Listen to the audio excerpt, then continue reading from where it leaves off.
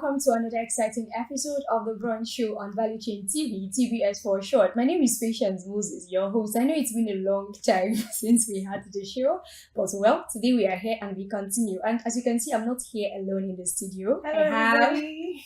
I'm Anastasia. Okay, thank you so much for joining me Thank today. you for having me. And with Anastasia, we're going to be looking at the newspaper review segment, this week in history, and the entertainment segment. Anna, what do you have to say about the entertainment segment? Well, a lot has been happening. We have someone that they said was dead, was actually celebrating a birthday. The irony. Or the sarcasm, or what do I call that? Okay, so just sit and all of these will unfold as every segment begins to unfold. So first, we're going to begin with the newspaper review segment.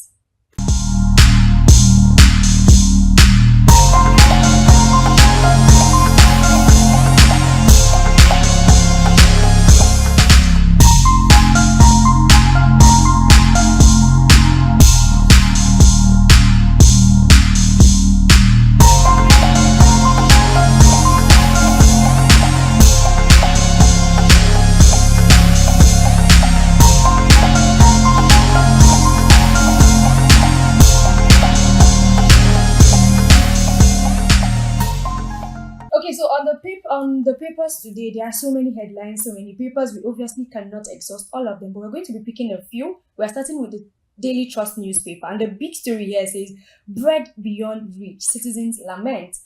Bakeries shut down due to rising cost of production. Nigerians seek relatively cheaper food.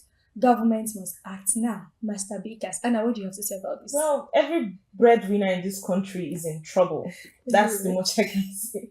But we really need help. When last did you buy bread? I'm not a breadwinner myself, or not as much as others. Okay. But don't worry. So you have a breadwinner that buys the bread. And Even so the breadwinner is complaining. Good. I hope things get better. I actually do. I actually hope they get better. So away from Daily Trust, look at the Matrix newspaper. And the big story, NSAS protest. At last, justice is served. ECOWAS court finds FG guilty of rights violation. Others FG to pay DJ Switch. 2 others, 2 million compensation each. Amnesty International hails ECOWAS court ruling on rights violation. Do you think they will get this compensation? The way people are suing, getting money and not getting money these days, there's nothing that is so predictable. So let's cross our feet and watch. We are waiting. Okay, so away from the Matrix newspaper, we are moving to the Nation newspaper. And the big story here says, federal government kicks off food security emergency plan. Framework ready within 2 weeks. Rice farmers express worry. Implementation. Thank God there are plans on ground. After the 2 weeks, what will be happening? As long as things are happening, people are beginning to see the benefit of having a committee in the first place. Will be fine. And I hope that this emergency plan, as early as it starts, this is as emergency, let it start very early. And also let's begin to see results. This is where we're going to stop on the newspaper review segment. And the next segment coming up is This Week in History. Do stay with us.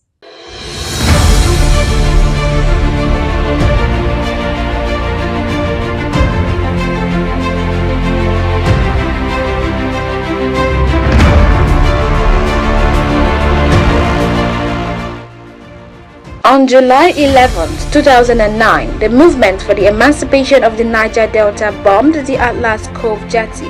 The attack resulted in the deaths of at least 5 security personnel, including Navy Commander Kolawole Johnson Awe. This marked a significant escalation as it was the first attack by Niger Delta militants outside the Niger Delta region. The bombing targeted a critical oil facility, highlighting the militants' capability to strike key national infrastructure and underscored the ongoing conflict and unrest in the region over issues like resource control and environmental degradation. On July 11, 2002, the Supreme Court of Nigeria ruled against the trial for murder of Muhammad Abacha, son of the late military ruler General Sani Abacha. The court's decision stated that no clear case had been established against Muhammad Abacha.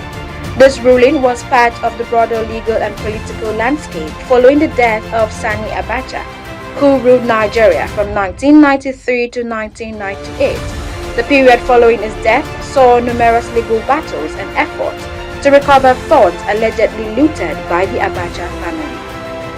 On July 10, 1971, Nigeria became the 11th member of the Organization of the Petroleum Exporting Countries, OPEC. Joining OPEC was a significant step for Nigeria as it aligned the country with other major oil exporting nations. OPEC, founded in 1960, aims to coordinate and unify petroleum policies among member countries to secure fair and stable prices for petroleum producers. Nigeria's membership marked its increasing importance in the global oil market and played a crucial role in shaping its economic policy and international relations.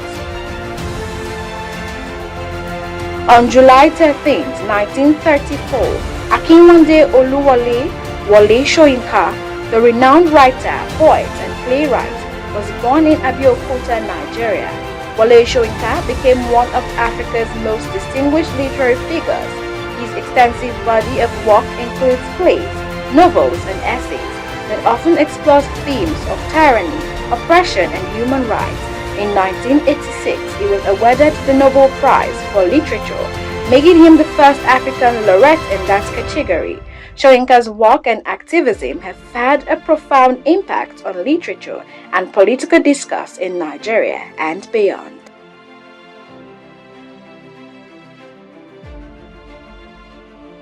All right, thank you so much, Essie Ufoma. Well, for me, Anastasia, I'm getting to, I am enlightened, or should I say, I got to remember that it was on 10th of July that Nigeria became the 11th member of the OPEC community. What do you have to say about that? Given that we are the chairman and the chairladies of Africa, I mean, it is good that we are part of OPEC. Yes, that's a very good one. And then also, I can see Wole Soyinka. His birthday is coming up in next tomorrow. Okay, tomorrow. You heard that well. All right, so on this note, we stop this week in history and move to the entertainment segment where Anastasia will be giving us some info. Okay, please, let's go to the entertainment segment.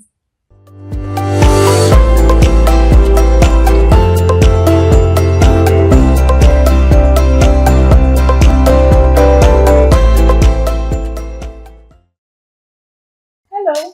Welcome back to the entertainment segment. Today we have a lot going on in that world. Let's begin with his birthday. Who am I talking about? I'm talking about Olu Jacobs. He turns 82 today. Awesome. I mean, after last week or 2 weeks ago, people started saying that he was dead. Why would people do that? Please, it's not right. I was so sad when I saw the news. But then today, waking up to seeing that, okay, he's really alive and kicking. He was just diagnosed with dementia. That's what is wrong with him. It's like this disease that you have, and then your brain, you begin to forget your loved ones and those that you can't even remember your loved ones anymore. It's sad. And for you to start saying he's dead, it's even more saddening. Please, let's keep that to ourselves. And did you know that their marriage, he's married to Joke Sylvia, shout out to her, is over 42 years now. Awesome.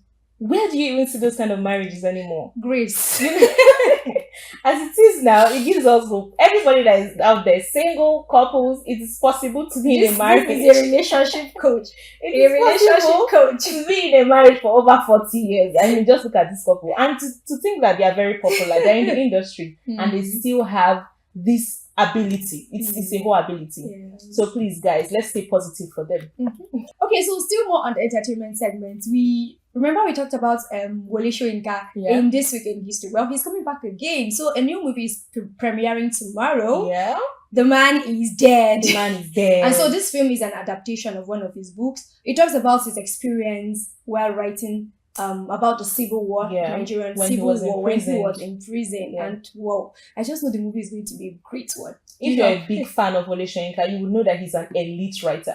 Take that as you may. But I think this movie is going to help us understand his book more and then live his moments with him. Because sitting down to write a book while in prison, that's a lot of emotions. That's a lot of things happening inside. This brought me back to Apostle Paul writing episodes while in prison. You know, that can really be disheartening.